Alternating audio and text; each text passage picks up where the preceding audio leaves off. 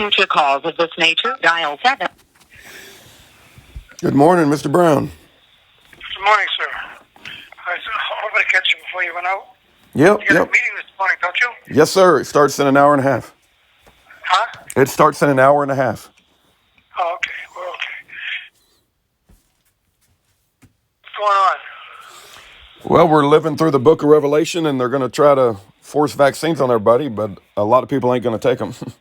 So, I know. It's a horror show, isn't it? yeah, Or beginning to be more. it's really, really getting. Yeah, well, it's even some of the airlines are forcing people to provide a negative COVID test to fly, and I haven't been able to see my own mother in a nursing home since March, and they said in order to see her, I got to have a negative COVID test, and I'm not getting a test. I just ain't going to do it. Yeah, well, we suspect there's something about those tests anyway that we're getting. They're doing them here too. So we went through the process that they had, and the one we get this last one we got, Yeah.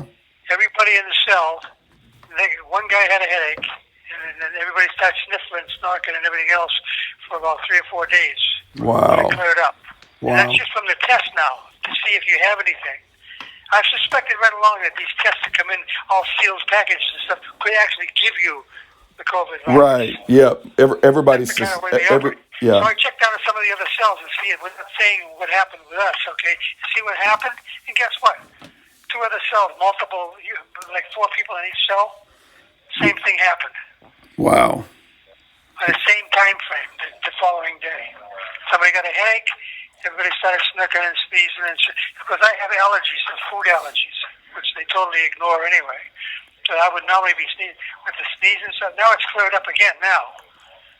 Again, I don't trust it, so I'm going to still follow and see what's going on, but I wanted you to know that. Okay. Yep. Oh, one other thing while it's in my mind, Carolyn with the Palouse Patriot was asking for your address, so she may try to write you a letter. Yes. How's she doing? I think she's doing really well. She's obviously cares about you, and she was asking about you, and she wanted your address. I think when they moved you from one prison to another, it threw a lot of people off, So. Yeah, it has. I know it has. No one can get a hold of me. No one knows where I am. Well, I think they know now it's online. But I think a lot of them forget to go online to look for it. Right. That's just what happened. I know Raymond was, of course, he couldn't do it simply because he's an Amish and he doesn't do telephones, television, radio, nothing. They don't do that. Right. I kind of admire that. So do I. Yeah. There will be more discussion about that anyway with him as well, too, because we have some other things regarding farming and stuff that we have been studying. I've been studying while I've been in here. I haven't wasted my time in here. I got a lot of information I'm pulling out with me when I come home. Yep. And as far as that's concerned, is I have... This call is from a federal prison.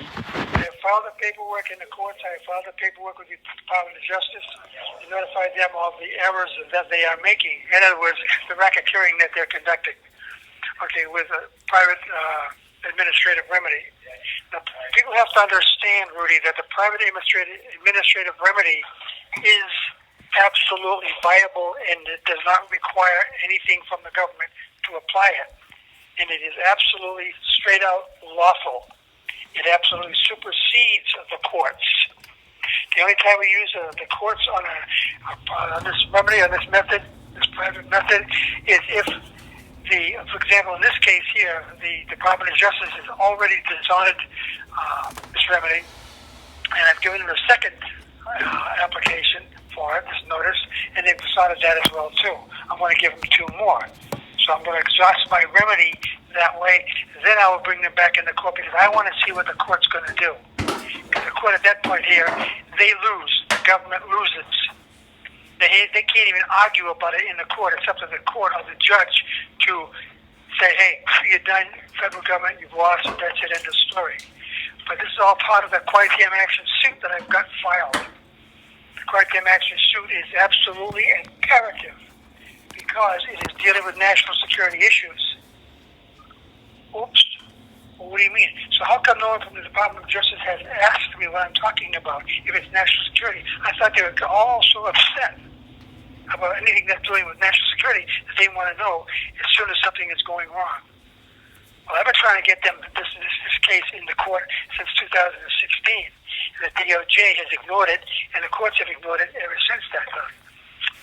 So, hey, anybody wants the way to go, we've got the case already filed. It's in court. They can go online to PACER, and they can look it up at the United States District Court in New Hampshire. And they will see it there under Edward Brown versus United States of America. It's there. Filed. Read it. And then understand. I meant to send it to you. I've got a copy to send out to you as soon as I get to a location where I'm stable and you can get out there, because everything is locked up right now. All my property is locked up. I can't get to anything. And they won't give it to you. This place here is an absolute failure as far as even the prison system. They're at the bottom of the heap, along with Elkton, Ohio, and that Wyatt Center in Rhode Island. The abuse that goes on, the torture that goes on, the blocking from you doing anything goes on. They do give us this phone call here free, okay, whatever that means. Because you know as well as I do, nothing's free. Yeah. I cannot take the position anymore of being reserved or trying to be nice with these people, because they can't. They're not nice. They're flat out evil. Yeah, amen to that. With you on the street. It's happening. The BOP is gone. They have nothing to do with the United States government. They're a private organization, like you've heard me say over and over again, and that's a fact. They are a private organization. Yep. So, is there anything else? No, if any legal stuff that you get to me, I'll make sure we scan and put on your webpage. Well, I have a ton of it. Yeah. But I actually have a lot of it in sequence, as a matter of fact, in chronological, that you should have. Everybody should understand. Please make note of this. If they go to the American Bulletin, the newspaper out of Washington State, it used to be the Spotlight newspaper, they will find in there information regarding the private process. Oh, I got to go now. That's how quick it shot calls. Appreciate it. Talk to you later, Okay. guys. God bless you, Ed. Okay. Bye. Bye.